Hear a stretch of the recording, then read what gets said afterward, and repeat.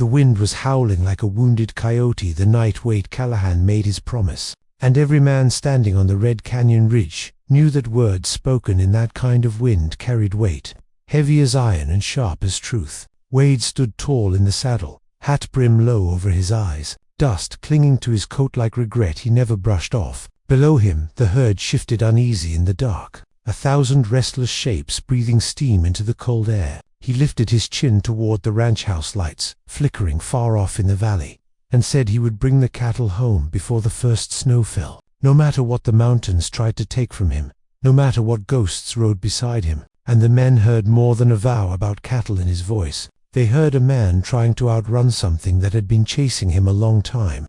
Red Canyon Ranch had been built on grit and stubborn blood. Wade's father carved it out of rock and drought with hands that never trembled. But the old man had passed that summer, leaving Wade with more land and peace. The herd had been driven high into the mountain pastures for late grazing, and now storms were rolling down early from the north. If the cattle were not brought back soon, they would scatter or freeze, and the ranch would not survive another hard winter. Folks in town whispered that Wade had more to lose than stock and fences. They whispered about Clara Bennett, about the way she used to stand at the ranch gate watching the horizon as if she could summon him back from whatever distance he kept choosing, and Wade pretended not to hear.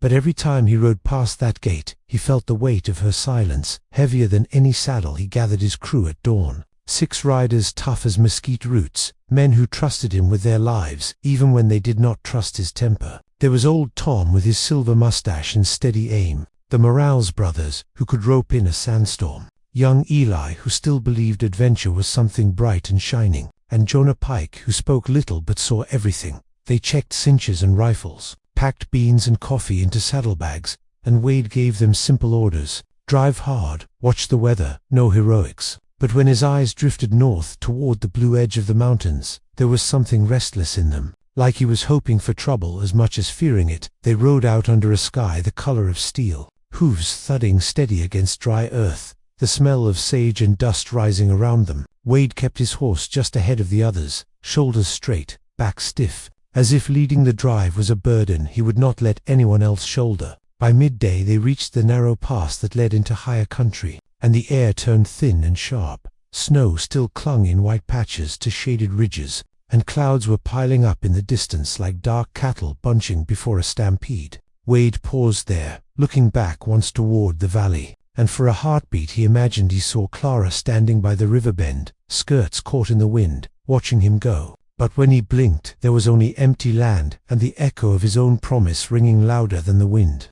The higher they climbed, the rougher the land became. Boulders jutted like broken teeth, and pine trees leaned crooked against the slope. They found the herd near Black Elk Meadow, spread wide and grazing careless, as if winter were a rumor. Wade felt a flicker of relief, seeing them strong and fat. But relief did not last long in country like that. A crack of thunder rolled across the peaks without warning, and the cattle lifted their heads all at once. Nervous, the first flakes of snow began to fall, slow and soft, deceptive as kindness. Wade knew then the mountain meant to test him. He swung his rope and shouted orders, voice cutting through the wind, and the drive began in earnest. Men riding hard along the flanks, pushing the herd toward the narrow descent that would lead them home by nightfall. The storm had grown teeth, snow slashing sideways, wind tearing at hats and breath alike. The cattle bunched tight and jittery, eyes rolling white. Wade rode the outer edge, keeping them from breaking, shouting over the roar. When a sudden crack split the air and lightning struck a pine on the ridge,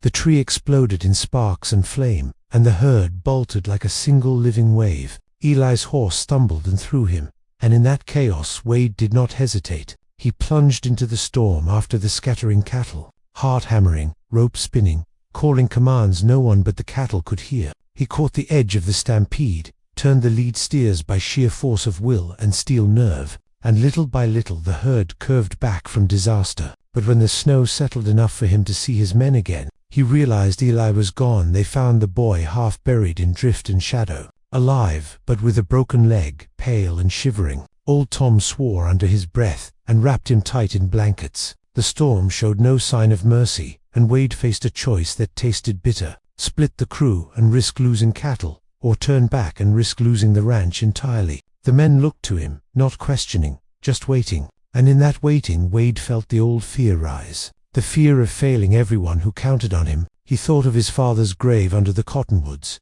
thought of Clara's steady gaze, thought of the promise he had thrown into the wind like a challenge, and he made his call. Jonah would ride back with Eli at first light. The rest would press on with the herd. No matter the cost. That night Wade did not sleep. He sat by the small fire shielded behind rocks, snow whispering down around them, and stared into the flames as if they might answer something he had never dared to ask. He had promised to bring the cattle home, but deep down he knew it was not just about livestock or land. It was about proving he could carry more than anger, more than pride. It was about returning not just with the herd intact, but with a heart that had stopped running from the one person who had asked him to stay. As dawn crept pale and cold over the mountains, Wade rose, brushed snow from his coat, and looked south toward the hidden valley of Red Canyon Ranch. He tightened his jaw and mounted up. The drive was far from over, and somewhere between these frozen peaks and the warm lights of home, he would have to decide what kind of man he meant to be. Morning broke, hard and colorless, over the mountain trail. The kind of dawn that did not promise mercy,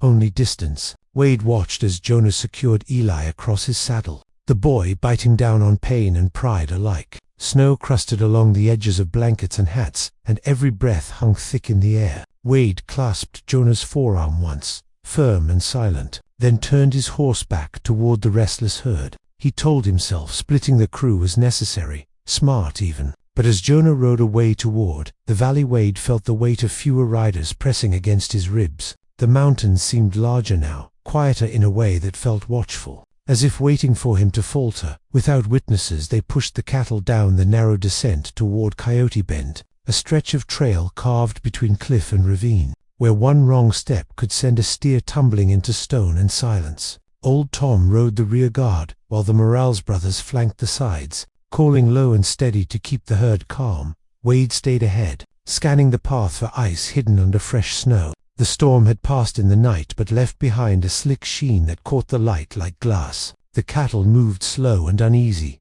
hooves scraping, breath puffing, and every so often one would bawl, a lonely sound that echoed off the canyon walls. Wade felt that sound in his chest, like something inside him answering back.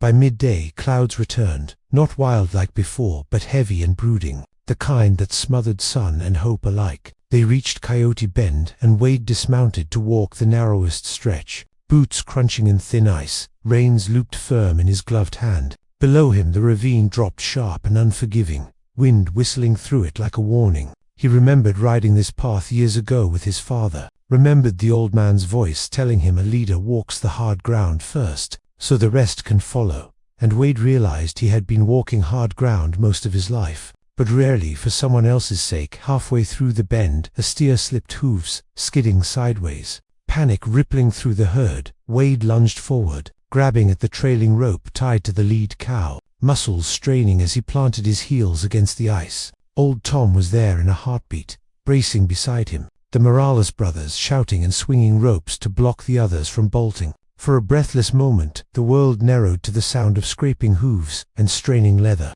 Then the steer found its footing again. Stumbling back onto solid ground, the herd steadied, and Wade let out a long breath he had not known he was holding. Tom gave him a look that said more than words, not just about cattle saved, but about burdens shared. They made camp near Willow Creek that night. Lower now, where snow thinned and patches of earth showed through, the cattle grazed tight under watchful eyes. Wade stood apart from the firelight, staring south where the land rolled softer and warmer. He thought of Clara's laugh, low and sure, the way she used to ride out to meet him when he returned from drives, not caring about dust or sweat, only that he came back safe. He had pushed her away after his father's death, told her the ranch needed him more than she did, told himself love was a distraction he could not afford. Yet standing there with the scent of smoke and wet leather in the air, he wondered if he had mistaken fear for duty all along. Old Tom joined him without invitation, offering a tin cup of coffee strong enough to wake the dead. They stood shoulder to shoulder in companionable silence before Tom finally spoke. Said a man can drive cattle all his life and still lose what matters most if he keeps his heart locked tighter than his barn doors. Wade did not answer at once. He watched sparks drift upward into the dark like lost wishes. then muttered that promises to land and family come first. Tom grunted, said land does not sit up waiting for you at night. Land does not bleed when you walk away. And that was the end of it. But Tom's words settled deep. Stubborn as seeds, the next day brought clearer skies and a fragile warmth. The herd moved better on lower ground, grass poking through frost like small green miracles. Wade felt hope stir cautious and unfamiliar. By afternoon they were within a day's ride of Red Canyon Valley, and he imagined the ranch house porch, the rail fence, the wide river bending lazy under winter sun. He imagined Clara there too, though he had no right to expect her waiting. He had left without explanation more than once, had chosen distance when closeness frightened him, and as the valley's outline began to show faint against the horizon, Wade realized bringing cattle home might be simpler than asking forgiveness, just as relief threatened to soften him. Trouble rose from the south in the shape of riders, 4 men cresting a low ridge, silhouettes sharp against the pale sky. They were not his men and not neighbors either. Wade knew the look of rustlers, as well as he knew his own shadow, lean and watchful, riding too casual for honest work. He signaled his crew with a subtle lift of his hand. The Morales brothers spread wide. Old Tom checked his rifle. The herd sensed tension and shifted uneasy. The riders approached slow, hats tipped low, and Wade felt the old fire in his veins, protective and fierce. He had promised to bring the cattle home, and he would not let thieves or fear steal what he had fought through storm and mountain to save. Yet, as he squared his shoulders to face them, he also understood that every fight from here on would not just test his strength, but the man he meant to become when he finally rode back into the valley, where his heart had been waiting all along. The 4 riders came on slow as drifting smoke, their horses stepping easy, but their eyes sharp and measuring. Wade felt the air tighten between his men like a drawn wire. He nudged his horse forward a pace, putting himself square between the strangers and the herd. Snowmelt trickled somewhere unseen, a soft sound against the heavy silence. The lead rider tipped his hat just enough to show a scar cutting down his cheek, and said in a voice smooth as oil that the mountains had been unkind this season, that stray cattle had a habit of losing their way. Wade answered calm and steady that these cattle knew exactly where they belonged, and so did he. The scarred man smiled without warmth and let his gaze drift over the herd. Counting value the way a banker counts coins, he said 4 men could help lighten Wade's load. Take a portion off his hands, spare him trouble on the last stretch. Old Tom shifted in his saddle. The Morales brothers spread out further, quiet as hunting cats. Wade did not raise his rifle, did not need to. His voice carried enough iron when he told them there would be no sharing of what was not theirs. Wind tugged at coats and reins, and for a long breath the land itself seemed to wait on the choice about to be made. It was the rustlers who broke first, one edging his horse toward the flank of the herd as if testing a fence, and that small movement was all it took. Wade lifted his rifle slow and deliberate, sight settling steady on the man's chest. The Morales brothers mirrored him from either side. Old Tom cocked his weapon with a click that echoed louder than thunder. The scarred rider weighed the odds in that frozen moment, saw no fear in Wade's eyes, only resolve forged by storm and mountain alike, and with a muttered curse he reined back. Signaling his men to turn, they rode off the way they came, casting dark looks over their shoulders, and Wade held his aim until they were nothing but shrinking shapes against the hills when the danger passed. The tension drained from the crew like water from a cracked bucket. Eli was safe on his way home, the herd intact, the valley close enough now that Wade could almost smell the river. Yet victory did not taste as sweet as he had imagined. He realized the fight had not been the hardest part. It had been choosing not to let anger lead, choosing to stand firm without spilling blood. His father had taught him strength in the form of fists and endurance, but the mountain had taught him something quieter. That real power lay in knowing when not to pull the trigger. They crested the final rise at sundown, and Red Canyon Valley opened before them wide and gold under the fading light. The ranch house stood steady against the fields, smoke curling from its chimney like a welcome sign. Fences traced familiar lines across the land, and Wade felt something inside him loosen that had been knotted tight for years. The cattle sensed home too, their pace quickening, low calls rumbling through the herd as if they were speaking to the earth itself. His men whooped with relief, hats raised high, but Wade rode in silence. Eyes fixed on the porch, she was there, just as she had been in his thoughts 100 times along the trail. Clara stood at the railing, shawl wrapped around her shoulders, hair caught by the evening breeze. She did not wave or call out. She simply watched him, steady and certain, as if she had always known he would return. Wade's throat tightened in a way no storm had managed. He dismounted slow once the cattle were driven through the gate, handed his reins to young Eli's brother, who had run out to help, and began the walk toward the house. Each step heavier than a mountain climb. They faced each other at the foot of the porch, close enough now that he could see the questions in her eyes, and the hurt he had left there months before. Wade removed his hat, fingers rough and unsure. He told her he had brought the cattle home as promised, but that was not all he meant to bring back. He spoke of the storm, of the boy nearly lost, of rustlers turned away without bloodshed, and of long nights realizing that land and legacy meant little if he kept shutting out the one person who made that land feel like home. His words were not polished, they stumbled and broke, but they were honest. Clara listened without interruption, then stepped down from the porch,